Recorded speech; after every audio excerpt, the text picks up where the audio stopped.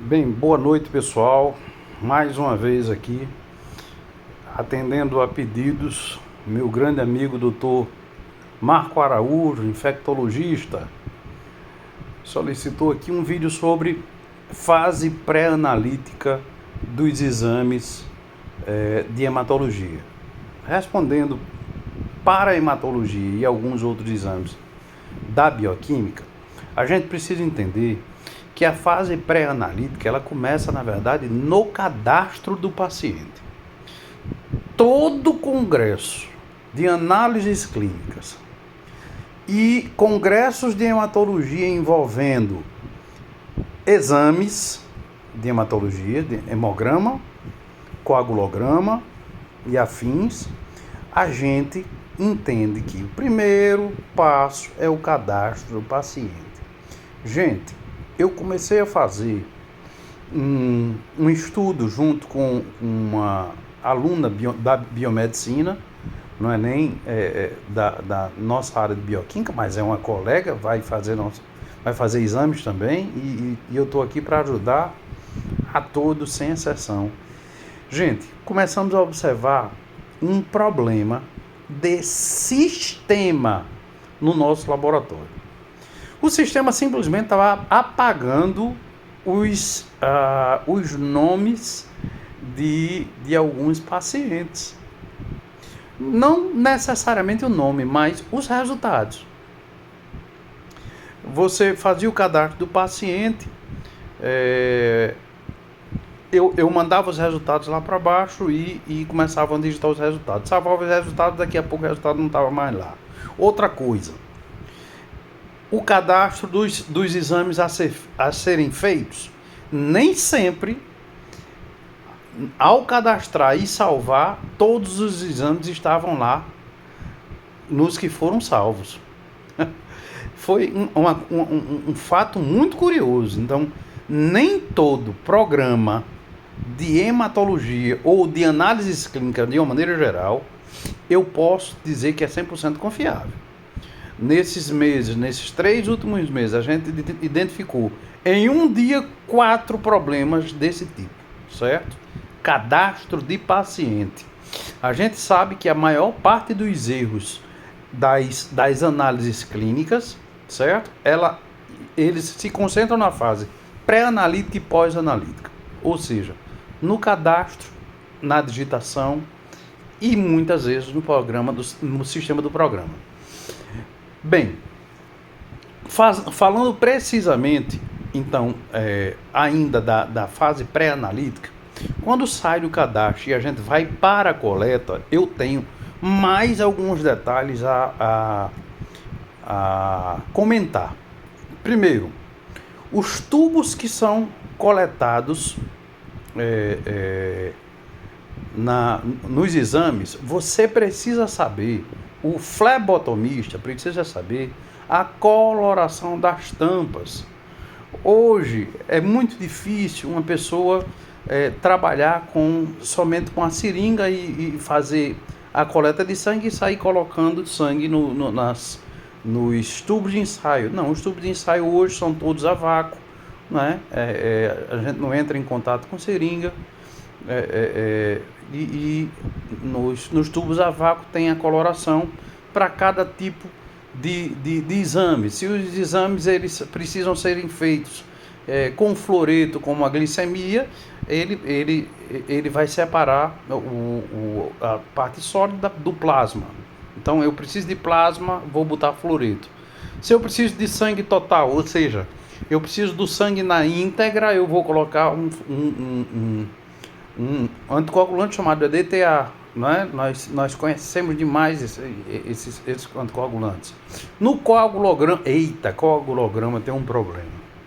Gente, o coagulograma, se você não fizer direito, a coleta principalmente, se você começar a furar o paciente, fura o paciente, não achou a veia, fura de novo, não achou a veia, ou então fica tentando fazer o encontro da veia e não consegue, você vai ter um problema que é comum em alguns estudos a gente já observar. Estudos atuais, certo? A gente trabalha com estudos entre 2020 e 2022. 2019, alguns, certo, que permanecem até hoje, não tem problema nenhum. Estudos mais antigos que ficam até a atualidade a gente também pega. Mas é interessante. Você tocou no vaso, o vaso transcursou, já a liberação de sangue, formou um coágulo, um microcoágulo, já houve formação de fibrina. Ali, quando você tem a necessidade de colocar no citrato, já com formação de fibrina, você tem um detalhe. A formação de fibrina, você já diminui os índices de tempo de protrombina. Por quê? Porque você tem a protrombina, que ativa a trombina, que é ativada, é um precursor da trombina. A trombina vai ativar o fibrinogênio vai ativar a fibrina. Consequentemente, a gente tem um detalhe importante aí. Se você tem fibrina já ativada, a protrombina já foi, o tempo de protrombina já foi utilizado em parte. Então, eu tenho um problema aí. O tempo de tromboplastina ativada. Eu também tenho outro problema se a gente tiver a fibrina já produzida. Então, as duas vias que eu vou observar na cascata de coagulação, tentando triar, porque são exames de triagem, eles não são exames conclusivos. TAP, TP, TT, TTPA não são exames conclusivos. Eles são exames para se observar quais são os fatores da cascata de coagulação que estão com defeitos. E depois que eu triar e por eliminação eu conseguir separar alguns, e esses alguns eu vou sim fazer a identificação, certo? Porque nem todo laboratório faz essa identificação, são laboratórios maiores. Aí sim, o hematologista ele precisa ter o feeling para mandar para fora. Tempo de sangramento. Hoje, o tempo de sangramento, eu não gosto muito do TS, apesar de muita gente ainda estar fazendo, porque o TS tem uma variação muito grande. Depende de como você vai fazer. O flebotomista ele precisa saber fazer muito bem esse tempo de sangramento.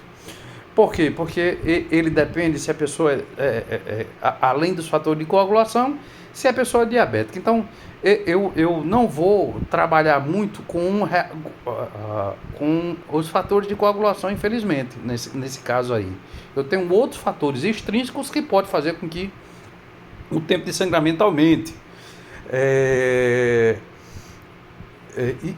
E aí existem problemas também nas análises clínicas. Eu preciso lembrar disso. Na fase pré-analítica, perguntar se o paciente ele fez algum esforço físico.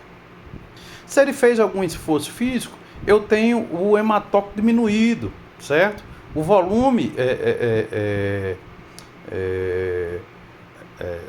a volemia sanguínea vai estar diminuída. Então eu vou ter uma alteração também no final, no resultado do analito. Então, eu preciso observar um paciente com pelo menos 2 horas de descanso, certo? Vai lá, faz o hemograma e aí a gente tem identificações desde anemias. Aí para a gente saber, para eu falar aqui o que é que a gente identifica no hemograma, a gente precisa de várias aulas, de vários comentários.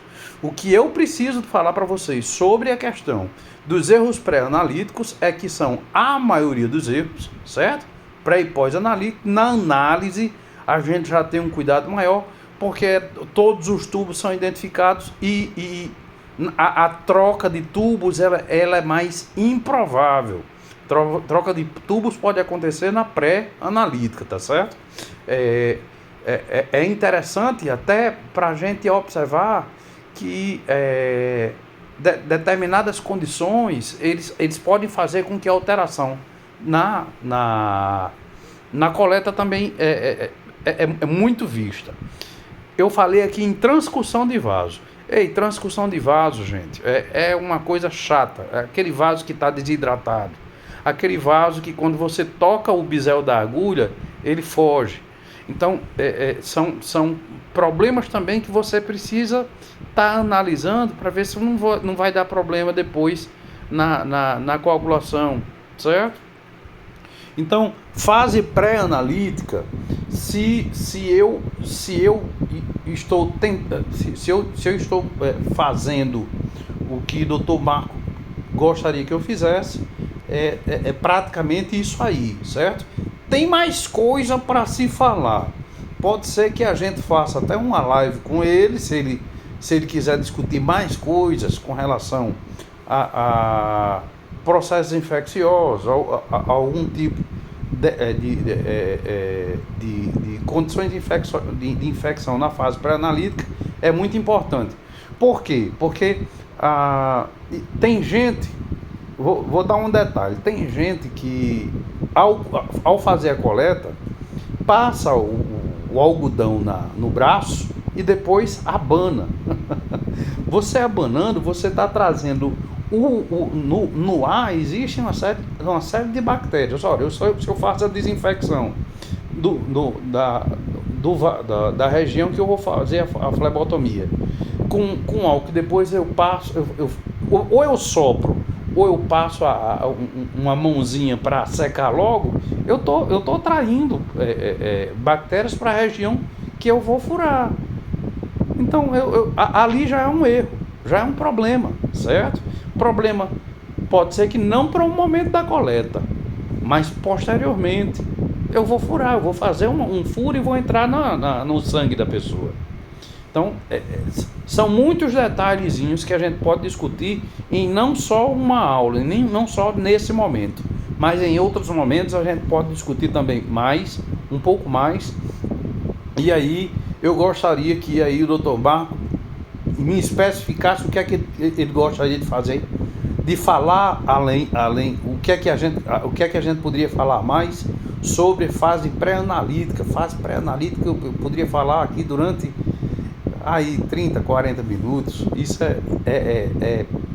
os erros são inúmeros, viu, gente? Mas erros básicos no geral são esses aí. Gente, boa noite para vocês. Estamos mais uma vez aí à disposição.